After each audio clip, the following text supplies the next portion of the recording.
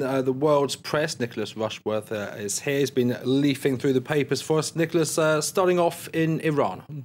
The tension with Tehran, that's all over the press this morning. Iran last week threatened to choke off oil shipments through the Hormuz Strait if the EU slaps a ban on Iranian oil imports, and that is now in the offing. Look at this from the Chicago Tribune. It's headlining, "Go for Iran's oil jugular." It says the Europeans should deal a devastating economic blow to Tehran. It says Iranian threats to barricade the Hormuz Strait are hollow. Sticking with the reaction in the United States, the New York Times is warning that if Iran did follow through with threats, the oil price would skyrocket. And the facts there, 50% it reckons or more within days. And now it quotes energy experts in that report saying they believe Iran is using these threats to increase oil costs as retaliation for the recent tightening of sanctions. That's all in the context, of course, of what the West considers Iran's nuclear ambitions, which, of course, Iran denies. And you've unearthed a cartoon for us on this story as well in the Gulf Times. Well, the Gulf Times, in the Gulf News, in the United Arab Emirates has had this cartoon on its website for over a week now. It's still there. And now you can see the US approach to Iran. Mahmoud Ahmadinejad is opening Obama's skull and blowing a trumpet to wake up Bush's old policy on Iran. Okay. And what about the Iranian position on all of this? Well, I turn to the Tehran Times, and it has a report about the Iranian Defense Minister Ahmed Vahidi's statement that the US presence in the Persian Gulf is damaging.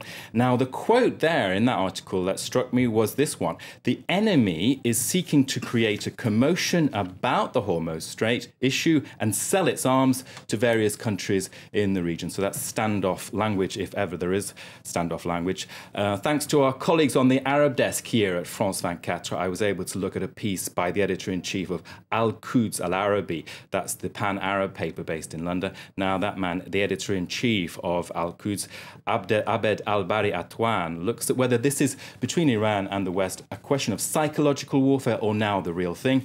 Now, he argues that despite losing wars in Iraq and Afghanistan, Washington is now waiting for the trigger that will allow the White House and its allies to start an attack. So that's not good news.